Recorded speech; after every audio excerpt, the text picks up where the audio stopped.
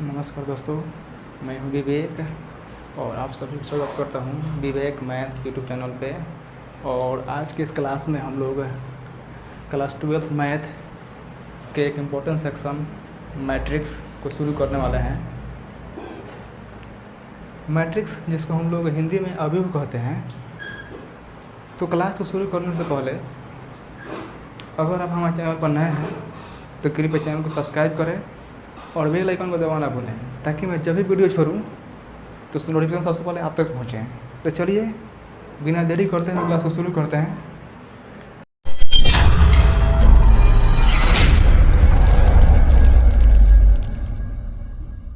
तो आज हम पढ़ने वाले हैं मैट्रिक्स। क्या पढ़ने वाला है? मैट्रिक्स क्या होता है? मैट्रिक्स जिसको हम लोग हिंदी में अवयव कहते हैं।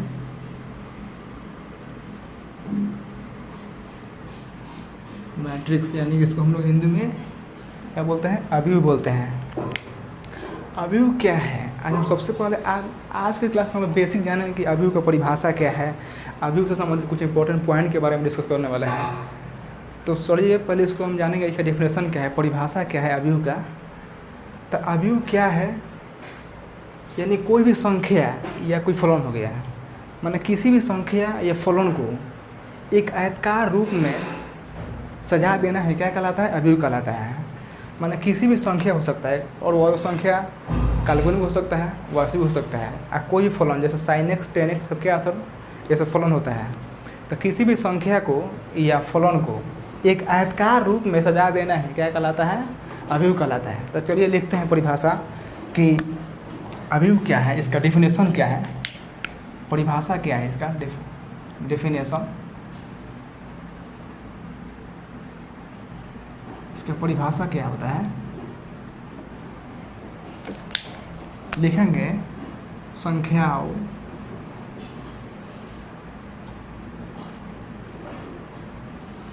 या फलनों को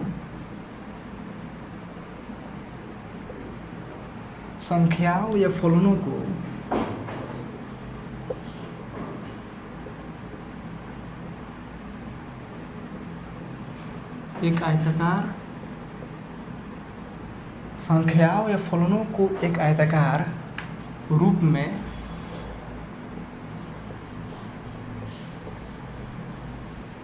रूप में सजा देना ही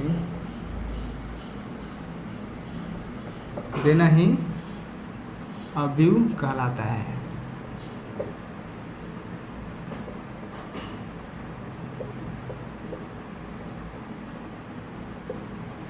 यानी कि कोई सा भी संख्या हो जाएगा, संख्या या फलनों को एक आयताकार रूप में सजा देना ही क्या कहलाता है? अवयव कहलाता है। जैसे कि हम देखते हैं कोई संख्या है, जैसे एग्जाम्पल में कोई संख्या लेते हैं 1 2 3 4 5 6 सब क्या ऐसा कोई संख्या है जिसको आयताकार रूप में, ये आयत है, इसको आयताकार रूप में सजा देना क्या कहलाता है? तो अवयव कहलाता है। अब इसे लिखेंगे अवयव को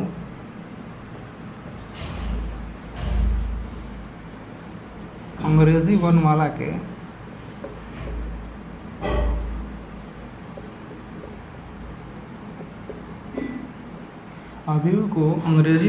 के बड़े अक्षर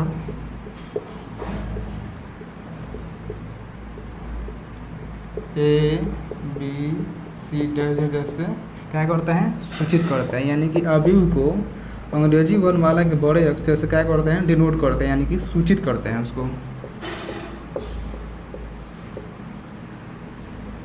जैसे कि इस इशू को लिया था एग्जाम्पल, जैसे ए इक्वल क्या हो जाएगा? 1 2 3 4 क्या है? तो ये कोई क्या है? ये अवयव है जिसको हम आयताकार के रूप में इसको हम क्या किए? सजाएं। तो ये क्या है? इसको हम अवयव पढ़ेंगे। अब बात आती है कि इसमें जो अवयव है इसको क्या बोलेंगे? तो इसको अवयव का अवयव बोलते हैं ना। उससे पहले क्या करेंगे कि अवयव को नोट पॉइंट में लिखिए। नोट 1 में अवयव को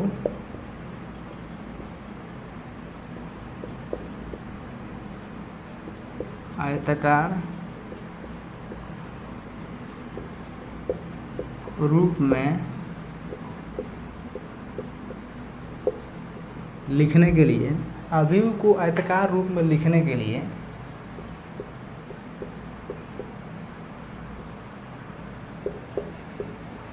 छोटे कोष्ठक या बड़े कोष्ठक,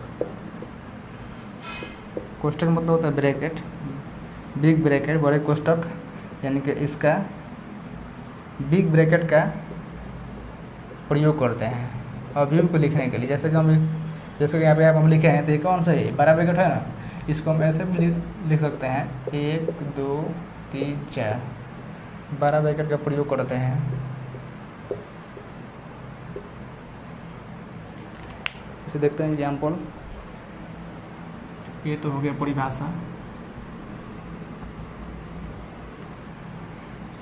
क्या करते हैं कि अवयव को आयताकार रूप में लिखने के लिए छोटे कोष्ठक या बड़े कोष्ठक का प्रयोग करते हैं। जैसे कि हम जो एग्जाम्पल लिखे थे, जैसे एग्जाम्पल क्या हो जाएगा, कोई अवयव ए है, इसको तो हम या तो ऐसे लिख सकते हैं ABCDEF, या तो ऐसे लिख सकते हैं, या इसको ऐसे लिख सकते हैं ABCDEF, यानी कि अवयव को लिखने के लिए छोटा कोष्ठक या बड़े कोष्ठक का यूज करते हैं। अब चलते हैं, ये तो हो गया उसका परिभाषा डिफिनेशन के बारे में। अब चलते हैं अवयव का अवयव क्या कहलाता है। अवयव का अवयव क्या है, तो नोट 1 ही हो गया था। अब नोट 2 में देखते हैं अवयव का अवयव किसे कहेंगे। तो नोट 2 में क्या है, अवयव का अवयव। तो अवयव में उपस्थित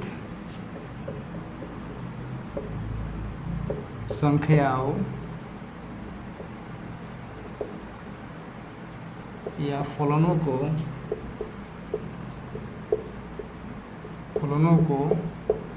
क्या बोलते हैं, अवयव में उपस्थित संख्याओं या फलनों को अवयव का अवयव कहा जाता है। अवयव का क्या कहा जाता है, अवयव। अवयव का अवयव यानी एलिमेंट ऑफ मैट्रिक्स, अवयव का अवयव कहा जाता है। और जब हम एग्जाम्पल बताएंगे तो आपको समझ में आएगा। ये तो हम लिख रहे हैं कि आपको याद रहेगा। अवयव में उपस्थित संख्याओं या फलनों को अवयव का अवयव कहा जाता है। जैसे कि ये कोई जो अवयव है जिसके अंदर ABCDEF, ये कोई क्या है, अवयव है जिसके अंदर ABCDEF क्या है, इसके अंदर ABCDEF क्या है, अवयव है। इसको क्या बोलते हैं, ABCD को, इसको हम लोग अवयव का क्या बोलते हैं, अवयव का अवयव बोलते हैं। अवयव का अवयव है ये सब क्या है। तो इसके अंदर जो रहता है कोई भी, और इसके अंदर फलन भी हो सकता है, साइन एक्स सब क्या होता है, वो सब अवयव का अवयव होता है। तो अब चलते हैं इसके आगे। तो इसके आगे हम चलते हैं, तो इसके आगे पढ़ना है आपको रो और कॉलम। तो चलिए हम रो और कॉलम को समझते हैं कि रो क्या होता है और कॉलम क्या होता है। हम जानते हैं रो का क्या होता है और कॉलम क्या होता है। ये रो का मतलब क्या होता है, रो या कॉलम क्या है, रो होता है ROW, रो का मतलब क्या होता है, पंक्ति या कतार। अब क्या आप समझेंगे कि रो क्या होता है हमारा, पंक्ति या कतार क्या होता है। तो देखेंगे तो इसका परिभाषा क्या होता है। इसका परिभाषा होता है कि क्षैतिज रेखाओं के रूप में लिखी गई अवयव को क्या बोलते हैं, अवयव का कतार बोलते हैं या रो बोलते हैं। तो क्षैतिज रेखाओं के रूप में लिखी गई अवयव को अवयव का कतार बोलते हैं। तो इसका लिखेंगे परिभाषा कि क्षैतिज रेखाओं के रूप में यानी हॉरिजॉन्टल लाइन के रूप में, क्षैतिज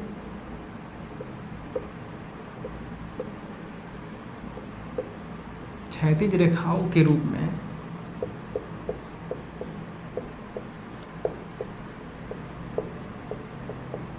लिखे गए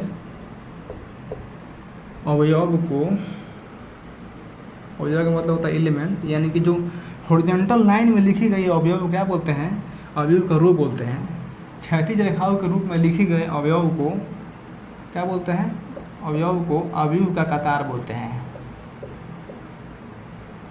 अवयव का रो बोलते हैं, यानी कतार बोलते हैं, रो या पंक्ति बोलते हैं,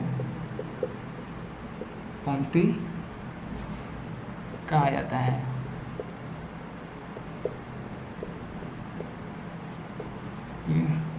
यानी क्षैतिज रेखाओं के रूप में लिखे गए अवयव को अवयव का रो या कतार कहते हैं। अब लिखेंगे इसके आगे क्या क्या पढ़ना है, अवयव का कॉलम क्या है, यानी कि कॉलम यानी स्तंभ क्या है, कॉलम जिसको हम लोग स्तंभ बोलते हैं हिंदी में। तो कॉलम क्या होता है, स्तंभ को समझेंगे, उसके बाद इसके एग्जाम्पल को देखेंगे कि अवयव क्या होता है, कॉलम क्या होता है। तो सबसे पहले इसको हम परिभाषा लिख दे रहे हैं कि कॉलम क्या होता है, स्तंभ क्या होता है। यानी कि उद्धक रेखा के रूप में, उद्धक का मतलब खारा और क्षैतिज का मतलब होता है सूता हुआ। तो उद्धक रेखाओं के रूप में लिखी गई अवयव को अवयव का कॉलम बोलते हैं, यानी कि स्तंभ बोलते हैं।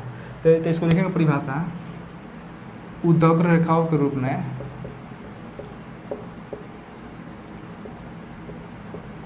उद्धक रेखाओं के रूप में उद्धक रेखाओं के रूप में लिखे गए अवयव को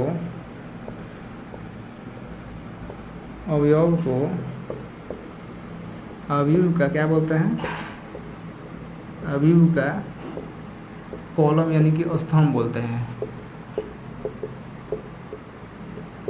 स्तंभ कहा जाता है।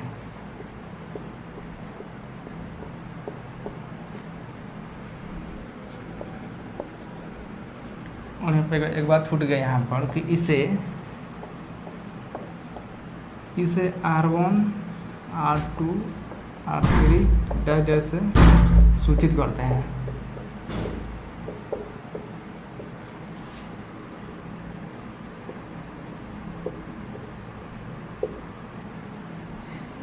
और कॉलम को इसे C1 C2 C3 डाटा से सूचित करते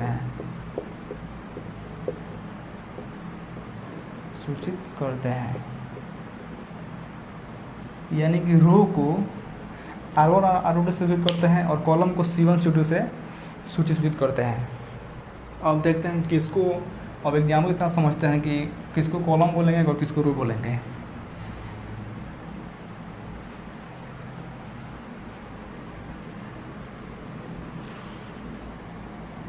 जैसे छोटा एग्जाम्पल लेते हैं, छोटा सा, ये कोई अवयव है जिसके अंदर A 2 4 6 D E I J K 4 6 8।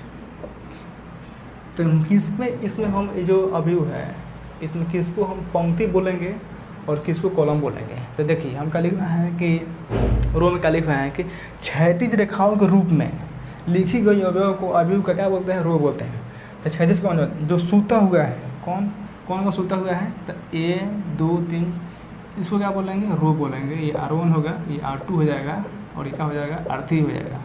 और कॉलम का लिखा है कि उद्धक रेखाओं के रूप में लिखी गई अवयव को अवयव का कॉलम बोलते हैं। उद्धक का मतलब होता है खारा, जो खारा हो। तो खारा कौन सा है, ये सब है खारा, C1, इसको C2 C3 और C4। यानी कि जो उद्धक रेखा जो खारा के रूप में लिखा गया है उसको कॉलम बोलते हैं, और जो सूता हुआ के रूप में होता है उसको क्या बोलते हैं, पंक्ति बोलते हैं। तो आज के इस क्लास में इतना ही, मिलते हैं आपको नेक्स्ट क्लास में। और नेक्स्ट क्लास में बताएंगे आपको अवयव का प्रकार, नेक्स्ट क्लास में बताएंगे आपको अवयव का कोटि क्या होता है, कोटि लिखने का तरीका क्या होता है। तो मिलते हैं नेक्स्ट क्लास में, तब तक के लिए जय हिंद।